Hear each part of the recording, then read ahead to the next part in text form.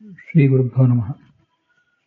ಪ್ರಮಾಣ ಲಕ್ಷಣದಲ್ಲಿ ನೈಯಾಯಿಕರು ಹೇಳಿದ ಪ್ರಮಾಣ ಲಕ್ಷಣದ ವಿಮರ್ಶೆ ಈ ಭಾಗ ನಡೆದಿದೆ.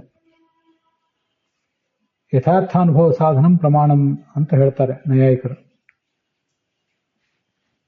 ಯಥಾರ್ಥ ಅನುಭವ ಏನಿದೆ ಸರಿಯಾದ ಅನುಭವ, ಅದಕ್ಕೆ ಸಾಧನವಾದ್ದನ್ನು ಮಾತ್ರ ಪ್ರಮಾಣ ಅಂತಾರೆ. ಹೊರತು ಜ್ಞಾನಗಳನ್ನ, ಯಥಾರ್ಥ ಜ್ಞಾನಗಳನ್ನ ಅವರು ಪ್ರಮಾಣ ಅಂತ ಒಪ್ಪೋದಿಲ್ಲ. ಅದನ್ನು ನಾವು ಹಿಂದೆ ವಿಮರ್ಶಿಸಿದ್ದೀವಿ. ಭಗವಂತನ ಜ್ಞಾನ ಮತ್ತು ನಮ್ಮ ಜ್ಞಾನ ಇವೆಲ್ಲವೂ ಕೂಡ ಯಥಾರ್ಥ ಜ್ಞಾನಗಳು. ಅವುಗಳಲ್ಲಿ ವ್ಯಾಪ್ತಿ ಬರ್ತದೆ. ಭಗವಂತನ ಜ್ಞಾನವನ್ನಾಗಲಿ ನಮ್ಮ ಜ್ಞಾನವನ್ನಾಗಲಿ ಅಪ್ರಮಾಣ ಅಂತ ಹೇಳಲಿಕ್ಕೆ ಏನೇ ಕಾರಣ ಇಲ್ಲ ಅಂತ ಇಷ್ಟು ಈ ಹಿಂದೆ ಬಂದಿದೆ. ಇನ್ನು ಮುಂದೆ ಪ್ರಾಮಾಣ್ಯ ಜ್ಞಾನೇ ಚ ತತ್ರಾಪಿ ಅಂಗೀಕಾರೇ ಅನವಸ್ಥಿತೇ ಸ್ವಪ್ರಕಾಶಾತ್ಮ ಅಂಗೀಕಾರೇ ತತ್ರ ಅವ್ಯಾಪ್ತೇ ಅಂತ ಈ ವಾಕ್ಯಗಳ ಅರ್ಥವನ್ನು ಈಗ ಗಮನಿಸಬೇಕು. ನಮಗೆ ಅಯಂ ಘಟ ಅನ್ನುವ ಜ್ಞಾನವನ್ನು, ಅಯಂ ವನ್ಹಿ ಅನ್ನುವ ಜ್ಞಾನವನ್ನು ಈ ಕಣ್ಣು ಮೊದಲಾದ ಇಂದ್ರಿಯಗಳು, ಹಾಗೆ ಅನುಮಾನ ಪ್ರಮಾಣ ಇವೆಲ್ಲ ನಮಗೆ ಕೊಡ್ತವೆ. ಹಾಗೆ ಶಬ್ದ ಅನ್ನೋದು ಶಾಬ್ದಬೋಧವನ್ನು ಹುಟ್ಟಿಸ್ತದೆ. ಅದರಿಂದ ಹೀಗೆ ಬಂದಿರುವ ಜ್ಞಾನ, ಕಣ್ಣಿನಿಂದ ಬಂದಿರುವ ಅಯಂ ಘಟ ಅನ್ನೋ ಜ್ಞಾನ, ಅನುಮಾನದಿಂದ ಬಂದಿರುವ ಅಯಂ ವನ್ಹಿ ಅನ್ನುವ ಜ್ಞಾನ, ಪರ್ವತಃ ವನ್ಹಿಮಾನ್ ಅನ್ನುವ ಜ್ಞಾನ, ಬಂದ ಜ್ಞಾನ ಯಥಾರ್ಥ ಆಗಿದೆ ಅಂತ ತಿಳಿಯುವುದು ಹೇಗೆ? ಎದುರಿಗೆ ಘಟ ಇದೆ, ವನ್ಹಿ ಇದೆ ಅಂತ ನಮಗೆ ಅನುಮಾನದಿಂದ ಮತ್ತೆ ಪ್ರತ್ಯಕ್ಷದಿಂದ ತಿಳಿಯಿತು. ಆದರೆ ಬಂದ ಜ್ಞಾನ ಯಥಾರ್ಥ ಆಗಿದೆ ಅಂತ ಗೊತ್ತಾಗುವುದು ಯಾವುದರಿಂದ? ಅದಕ್ಕೆ ಸಾಕ್ಷಿ ಅನ್ನೋ ಒಂದು ಇಂದ್ರಿಯವನ್ನು ಒಪ್ಕೊಳ್ಬೇಕು. ಇಲ್ಲದೆ ಹೋದರೆ ಅನವಸ್ಥಾ ದೋಷ ಬರ್ತದೆ ಅಂತ. ಇಲ್ಲಿ ನಾನು ಆ ಪ್ರಮಾಣ ಲಕ್ಷಣದ ಅನುವಾದವನ್ನ ನೋಡ್ತಾ ಇಲ್ಲ, ನೇರವಾಗಿ ಅದರ ವಿವರವನ್ನೇ ನೋಡ್ತಾ ಇದ್ದೇನೆ. ಅಯಂ ಘಟ ಅನ್ನುವ ಜ್ಞಾನ ಬಂದ ಮೇಲೆ ಆ ಜ್ಞಾನವನ್ನು ಪ್ರಮಾಣ ಅಂತ ತಿಳಿಸ್ಲಿಕ್ಕೆ ಮತ್ತೊಂದು ಜ್ಞಾನ ಬರಬೇಕು. ಅದನ್ನು ಪ್ರಮಾಣ ಅಂತ ತಿಳಿಸ್ಲಿಕ್ಕೆ ಮತ್ತೊಂದು ಜ್ಞಾನ ಬರಬೇಕು. ಹೀಗೆ ಅನವಸ್ಥಾ ದೋಷ. ಯಾವುದೇ ಪ್ರಮಾಣ ಇಲ್ಲದೇನೆ ವ್ಯರ್ಥವಾಗಿ ಅನೇಕ ಸಂಗತಿಗಳನ್ನು ನಾವು ಒಪ್ಪಬೇಕಾಗ್ತದೆ.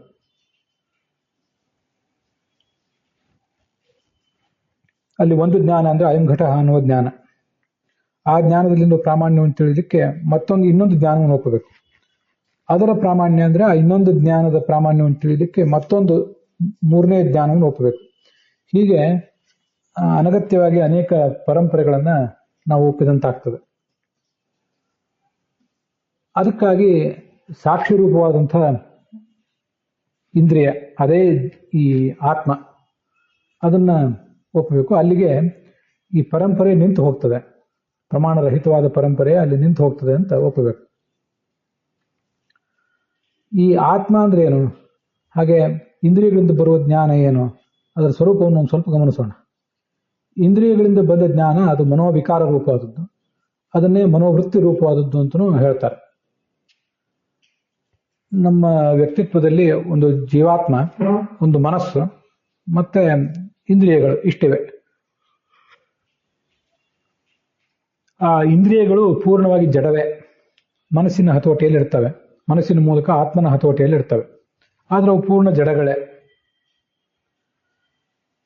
ಇನ್ನು ಮನಸ್ಸೇನಿದೆ ಅದು ಜಡವೇ, ಆದರೆ ಆತ್ಮನ ಮೂಲಕ ಒಂದಿಷ್ಟು ಚೈತನ್ಯವನ್ನ ಅದು ಪಡ್ಕೊಂಡಿರ್ತದೆ. ಈ ಮನಸ್ಸು ಅನಾದಿ ಕಾಲದಿಂದ ಜೀವನ ಜೊತೆಗಿರ್ತದೆ. ಮುಕ್ತಿ ಬಂದಾಗ ಈ ಜಡವಾದ ಮನಸ್ಸು ಹೊರಟೋಗ್ತದೆ.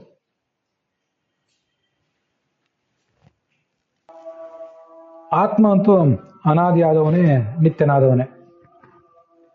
ಹೀಗೆ ಅನಾದಿ ನಿತ್ಯನಾದ ಆತ್ಮ ಅನಾದಿಯಾದ, ಆದರೆ ಮುಕ್ತಿ ಕಾಲದಲ್ಲಿ ಹೊರಟು ಹೋಗುವ ಮನಸ್ಸೆಂಬ ಇಂದ್ರಿಯದ ಮೂಲಕ ಉಳಿದ 5 ಜ್ಞಾನೇಂದ್ರಿಯ, 5 ಕರ್ಮೇಂದ್ರಿಯ ಇತ್ಯಾದಿಗಳನ್ನ ನಿಯಂತ್ರಿಸ್ತಾರೆ.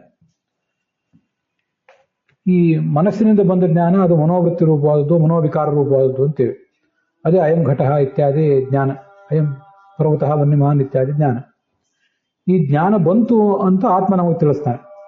ಇದನ್ನು ಆತ್ಮ ಗ್ರಹಿಸುತ್ತಾನೆ ಅಂತಿದೆ. ಗ್ರಹಿಸುವುದು ಅಂದ್ರೆ ಅಯಂ ಘಟ ಎಂಬ ಜ್ಞಾನ ನನಗೆ ಬಂದಿತು ಅಂತ ನಮಗೆ ಆತ್ಮ ತಿಳ್ಕೊತಾನೆ, ಅವನೇ ತಿಳಿಸ್ತಾನೆ. ಅವನೇ ತಿಳ್ಕೊಳ್ಳುವವನು, ಅವನೇ ತಿಳಿಸುವವನು. ಹೀಗೆ ಆ ಜ್ಞಾನಕ್ಕೆ ಅವನೇ ಯಜಮಾನ, ಅವನನ್ನೇ ಸಾಕ್ಷಿ ಅಂತ ಕರೀತಾರೆ.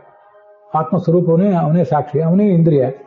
ಜ್ಞಾನವನ್ನು ಪಡೆಯುವವನು ಅವನೇ, ಪಡೆದುಕೊಳ್ಳಿಕ್ಕೆ ಸಾಧನವೂ ಕೂಡ ಅವನೇ. ಈ ಸಾಕ್ಷಿ ಅಯಂ ಘಟಃ ಅನ್ನುವ ಜ್ಞಾನವನ್ನು ಗ್ರಹಿಸುವಾಗ, ಪ್ರಭುತಃ ವನ್ಯಮಾನ್ ಎಂಬ ಜ್ಞಾನವನ್ನು ಗ್ರಹಿಸುವಾಗ, ಅದು ಒಂದು ವೇಳೆ ಪ್ರಮಾಣವಾಗಿದ್ದರೆ ಪ್ರಮಾಣ ಅಂತಲೇ ಗ್ರಹಿಸ್ತಾನೆ, ಅಪ್ರಮಾಣ ಆಗಿದ್ದರೆ ಅಪ್ರಮಾಣ ಅಂತ ಗ್ರಹಿಸ್ತಾನೆ. ಈ ಸಾಕ್ಷಿಯ ಪ್ರಾಮಾಣ್ಯವನ್ನು ಗ್ರಹಿಸಲಿಕ್ಕೆ ಮತ್ತೊಂದು ಪ್ರಮಾಣದ ಅಗತ್ಯ ಏನೂ ಇಲ್ಲ. ಅಯಂ ಘಟಃ ಎಂಬ ಜ್ಞಾನವು ಪ್ರಮಾಣವಾಗಿದೆ. ಯಾಕೆ ಪ್ರಮಾಣವಾಗಿದೆ ಅಂತಂದರೆ ಅದಕ್ಕೆ ಮತ್ತೊಂದು ಜ್ಞಾನದ ಅವಶ್ಯಕತೆ ಏನೂ ಇರೋದಿಲ್ಲ, ಮತ್ತೊಂದು ಪ್ರಮಾಣದ ಅಗತ್ಯ ಇಲ್ಲ. ಇದು ಆತ್ಮನ ಸ್ವರೂಪದ ವಿವರಣೆ. ಅವನು ಚೇತನ, ಆದ್ದರಿಂದ ಅವನು ಸ್ವಪ್ರಕಾಶ. ಸ್ವಪ್ರಕಾಶ ಅಂದರೆ ದೀಪದಂತೆ. ಘಟಪಟ ಮೊದಲಾದ ವಸ್ತುಗಳನ್ನು ತಿಳಿಯಲಿಕ್ಕೆ ನಮಗೆ ದೀಪ ಬೇಕು. ದೀಪ ಇಲ್ಲದೆ ಹೋದರೆ ಕತ್ತಲಿನಲ್ಲಿ ಅವುಗಳನ್ನು ತಿಳ್ಕೊಳ್ಳಿಕ್ಕೆ ಬರೋದಿಲ್ಲ. ಆದರೆ ದೀಪವನ್ನು ತಿಳ್ಕೊಳ್ಳಿಕ್ಕೆ ಮತ್ತೊಂದು ದೀಪದ ಅವಶ್ಯಕತೆ ಇಲ್ಲ. ದೀಪ ಉಳಿದ ವಸ್ತುಗಳ ಅಸ್ತಿತ್ವವನ್ನು ನಮಗೆ ತಿಳಿಸುವುದಲ್ಲದೆ ತನ್ನ ಅಸ್ತಿತ್ವವನ್ನು ತಾನೇ ತಿಳಿಸ್ತದೆ. ಮತ್ತೊಂದು ಯಾವುದೇ ದೀಪದ ಅಗತ್ಯವಿಲ್ಲದೇ ತಿಳಿಸುವ ಶಕ್ತಿ ಅದಕ್ಕಿದೆ. ಆತ್ಮ ಚೇತನ, ಮನಸ್ಸು ಚೇತನ ಅಲ್ಲ, ಅದು ಜಡ. ಆತ್ಮನಿಂದ ಒಂದು ಸ್ವಲ್ಪ ಕೃತ್ರಿಮವಾದ ಚೈತನ್ಯವನ್ನು ಅದು ಪಡ್ಕೊಂಡಿದೆ ಅಷ್ಟೇ, ಎರವಲಾಗಿ ಪಡ್ಕೊಂಡಿದೆ ಅಷ್ಟೇ. ಅದೊಂದು ರೀತಿ ಮನಸ್ಸಿಂದ ಆರ್ಟಿಫಿಷಿಯಲ್ ಇಂಟೆಲಿಜೆನ್ಸ್ ಅದು.